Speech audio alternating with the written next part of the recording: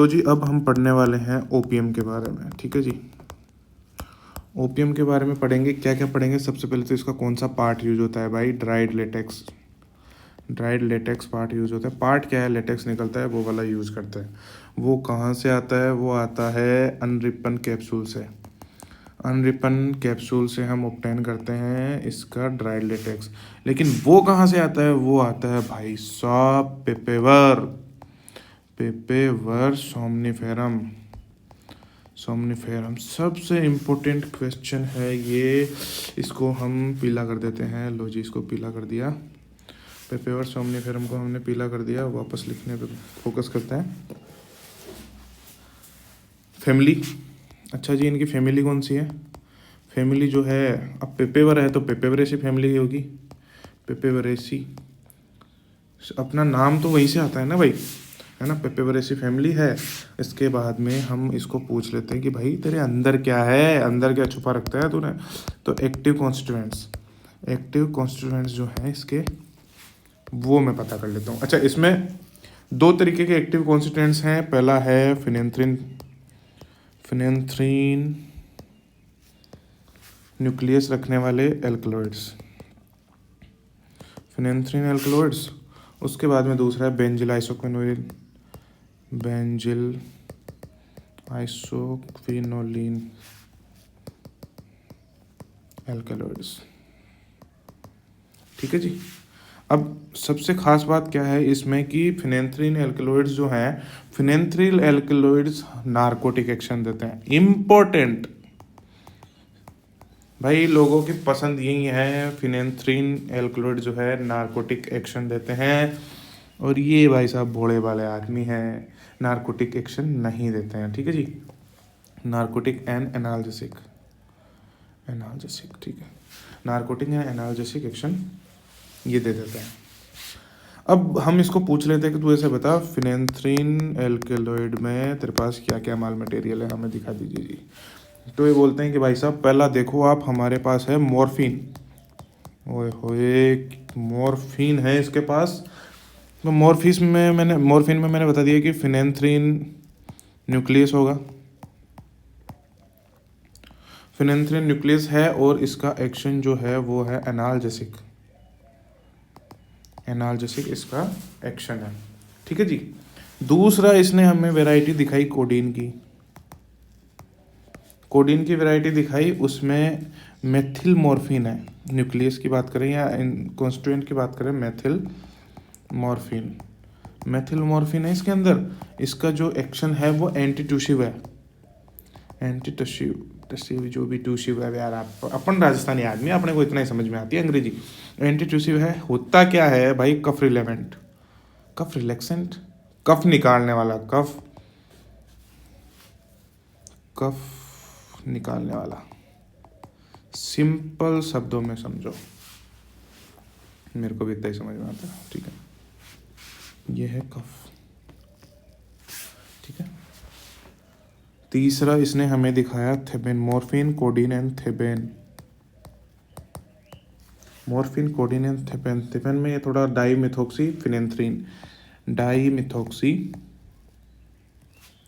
Phenanthrene, डाईमिथॉक्सीफिनेंथ्रीन है। और ये क्या करता है, CNS stimulate, CNS stimulation, CNS stimulation करता है। तो ये इनका तो सारे ही एक ही ग्रुप के आदमी हैं, तो भाई उसमें नार्कोटिक्स है तो सीएनएस पे तो उंगली करेंगे ही ना। मॉर्फिन वैसा ही आदमी, कोडीन भी उसी का भाई, थेबेन भी उसी का आदमी। फिर आते हैं भोले वाले benzyl isoquinoline alkaloid, benzyl isoquinoline alkaloid, ठीक है जी। ये बोलते हैं कि हम शरीफ आदमी हैं भाई साहब, हमारे पास है पेपेवरीन। पेपेवरीन, अब पेपेवरीन कोई ऐसा कुछ नहीं है, एंटी स्पाज्मोटिक है, एंटी स्पाज्मोटिक। सर्च करके बताना ये क्या चीज़ है, एंटी स्पाज्मोटिक क्या होता है, मेरे को बताना ज़रा। फिर हमारे पास एक और है नोस्केपिन, नोस्केपिन, ठीक है। नोस्केपिन जो है उसको नार्कोटिन भी बोल देते हैं। देखो चरम सीमा, देखो तुम, ये नार्कोटिक एक्शन नहीं देता लेकिन इसका नाम नार्कोटिन रख दिया हमने। वही ना कि बेचारा थोड़ा सांवला होता है, उसको सुंदर बोलो। हम्म, चलो कोई ना, ये एंटी टशिव एक्शन देता है।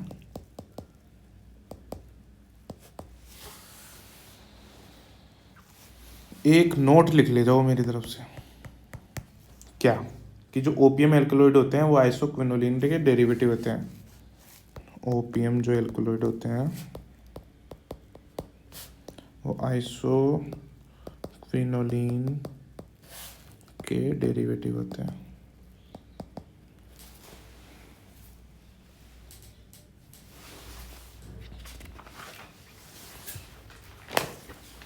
अच्छा, नोट की बात ही आई है तो नोट नंबर 1 नोट नंबर 2 भी ले जाओ कि भाई एल्केलॉइड्स जो हैं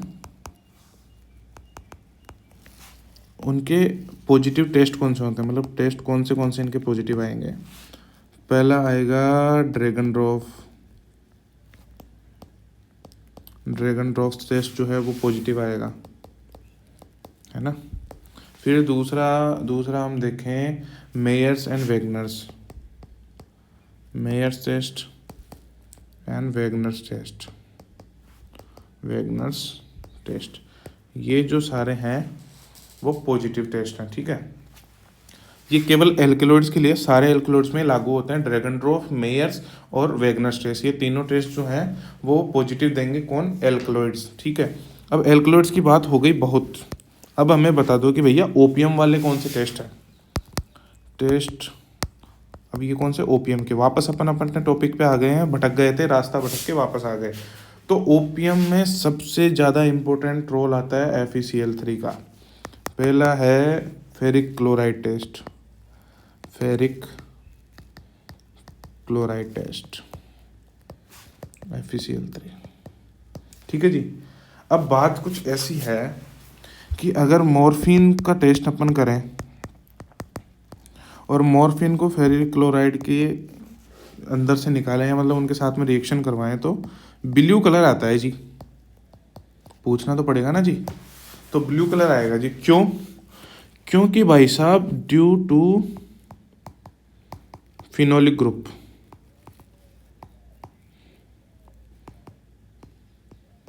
फिनोलिक ग्रुप होने की वजह से ये ब्लू कलर देता है। कौन देता है? मॉर्फिन। मॉर्फिन FeCl3 के साथ में ब्लू कलर देता है फिनोलिक ग्रुप की वजह से। किसकी वजह से? फिनोलिक ग्रुप की वजह से भाई। ओके जी। दूसरा आता है मिकोनिक एसिड टेस्ट, ये भाई कंफर्मेटरी टेस्ट है फॉर ओपीएम। कौन सा? मिकोनिक एसिड टेस्ट। ये क्या है? कन्फर्मेटरी टेस्ट, कन्फर्मेटरी टेस्ट है ना जी। अब कन्फर्मेटरी टेस्ट तो भाई इसको तो ध्यान से पढ़ना पड़ेगा। बात कुछ ऐसी है, ओपीएम जो है अपना वो कंटेन करता है मिकोनिक एसिड को, मतलब केवल ओपीएम में होता है मिकोनिक एसिड। अब आपको पता है ओपीएम हो नशे में तो आदमी पहले से रहेगा, तो आदमी पहले से ही नशे में है, ठीक है जी। अब आदमी जब नशे में ही है, उसके हाथ में एसिड दे दिया, उसके हाथ में हमने एसिड दे दिया, तो भाई साहब फिर तो खून खराबा ही होगा, सब कुछ लाल ही लाल होगा। तो भैया बात कुछ ऐसी है, मिकोनिक एसिड के साथ में हमने FeCl3 यूज़ करा तो ब्लड रेड आएगा, ब्लड रेड कलर आएगा। तो क्या बात हुई भाई, ओपीएम वाले को अगर आप एसिड दोगे ना तो भाई ब्लड ही हो, ब्लड होगा। तो ये कंफर्मेटरी टेस्ट है। मिकोनिक एसिड किस में होता है? ओपीएम में होता है। ओपीएम में अगर मिकोनिक एसिड होता है तो FeCl3 के साथ में ब्लड रेड कलर देगा। तो ये हो गया अपना कंफर्मेटरी टेस्ट। तो मतलब ये इंपॉर्टेंट बात हो गई इसके हिसाब से कि ओपीएम का टेस्ट पूछेगा तो मिकोनिक एसिड टेस्ट ही पूछेगा, क्योंकि मिकोनिक एसिड जो होता है वो ओपीएम में होता है। और ओपीएम वाले को, नशे वाले आदमी को अगर आप एसिड दोगे तो भाई साहब एसिड तो भाई ब्लड रेड ही होगा, ऐसे चैन से तो कोई रहने देगा नहीं। तीसरे टेस्ट के पास चलते हैं अपन। तीसरा टेस्ट है फ्रॉइड्स टेस्ट, फ्रॉइड्स टेस्ट। अब इनके तो भाई नाम याद करने मेरे को, मेरे हिसाब से तो नाम याद करने को बहुत है। तो मॉर्फिन जो है, मॉर्फिन वो देता है वायलेट कलर, फ्रॉइड्स टेस्ट है, फ्रॉइड्स टेस्ट है जिसमें मॉर्फिन के लिए होगा और उसमें वॉयलेट कलर देगा, ठीक है।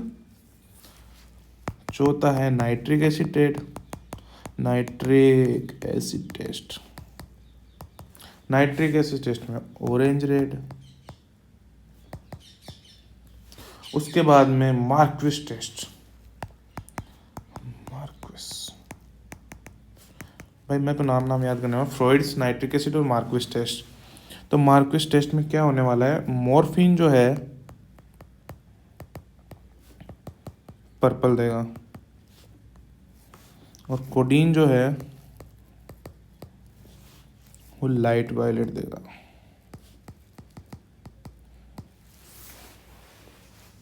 लाइट वायलेट कलर देगा। समझ में आ गई बात? बात अगर मैं समझ में आ गई तो भाई टेस्ट तो हमारे हो गए पूरे, लेकिन मैकेनिज्म ऑफ एक्शन कैसा है, काम कैसे करता है, वो कौन बताएगा? है ऐसे ही बातें चल रही है, काम कैसे करता है वो हम बता देते हैं। सबसे पहले हम बता देते हैं किसके बारे में, मॉर्फिन की बात कर लेते हैं भाई। मॉर्फिन का मैकेनिज्म ऑफ एक्शन क्या ही है। तो मॉर्फिन का अगर मैकेनिज्म एक्शन हम देखेंगे तो ये करता है act on opioid receptor. Opioid receptor पे काम करता है, mostly on mu receptor. Mu receptor पे काम करेगा, म्यू रिसेप्टर का एगोनिस्ट है। म्यू रिसेप्टर एगोनिस्ट है ये डिक्रीज कर देगा किसको, न्यूरोट्रांसमीटर रिलीज, न्यूरोट्रांसमीटर का रिलीज कम कर देगा। रिलीज कम हो गया तो फिर क्या बढ़ा देगा, जो हमारी पेन को सहन करने की शक्ति है ना, पेन थ्रेश होल्ड, हाँ मतलब वही पेन थ्रेश होल्ड को बढ़ा देगा और डिप्रेशन ऑफ द CNS को भी बढ़ा देगा।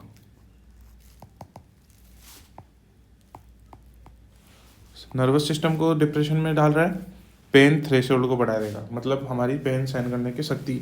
अच्छा, पेन सहन करने की शक्ति से मेरे को याद आया कि कैसे बढ़ती है।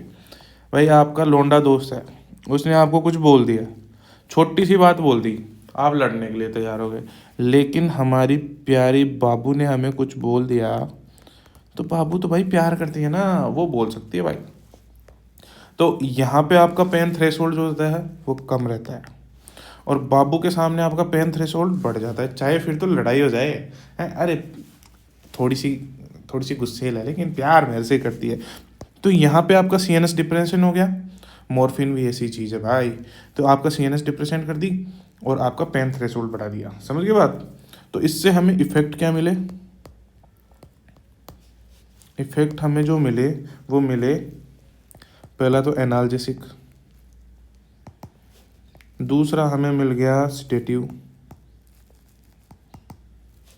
तीसरा हमें मिल गया रेस्पिरेशन जो है वो स्लो हो जाएगा, है ना। कॉन्स्टिपेशन बढ़ जाएगा, कॉन्स्टिपेशन बढ़ जाएगा और एक कमाल की चीज़ होएगी इसमें, यूफोरिया। सुना है, कभी कभी लगता है अपन इच भगवान है, अपन इच भगवान है। समझ गए यूफोरिया क्या होता है? ये होता है यूफोरिया। तो ओपियम है ही चीज, मॉर्फिन उसकी भी माँ, मतलब सीक्रेट हो रहा है ना, तो उस हिसाब से तो भाई कपूर कभी कभी अपुनिश भगवान वाली फीलिंग आती है, उसको यूफोरिया बोलते हैं। तो मॉर्फिन का ये MOA हो गया है। मॉर्फिन का जब MOA हो गया है तो भाई बाकी कहाँ जाएंगे? तो कोडीन भाई साहब ने बोला कि भाई मेरा भी MOA कराओ, तो आजा भाई कोडीन भाई, कोडीन भाई का भी हम MOA करा देते हैं। कोडीन भाई को एक बात समझ में आती है, कोडीन भाई को ये बात समझ में आती है कि अपना बड़ा भाई जो मॉर्फिन है वो कमाल की चीज़ है ना। यूफोरिया दे रहा है, अपुनिच भगवान वाली फीलिंग दे रहा है, तो स्वादिष्ट तो है। तो कोडीन ने बोला कि भाई मैं जब लीवर में जाऊंगा ना तो मैं भी साला मॉर्फिन ही बन जाऊंगा। तो फिर ये वाले एक्शन थोड़े बहुत मैं भी दे दूंगा।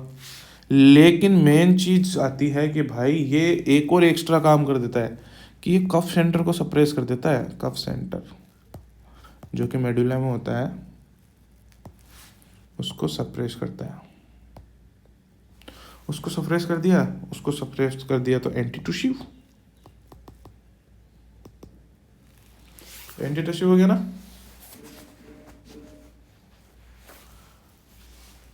भाई साहब फिर ये बोला कि मैं तय एक ही काम करूं लेकिन करूंगा बेस्ट। तो ये बेस्ट एंटीटूसिव है, बेस्ट एंटीटूसिव एजेंट। ठीक है जी। नोस्केपिन भी है, कोडीन है और नोस्केपिन है। ठीक है, फिर पेपेवरिन के बारे में बात कर लेते हैं।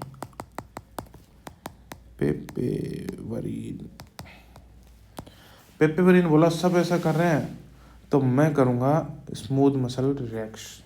तो ये क्या करता है, रिलैक्स स्मूथ मसल।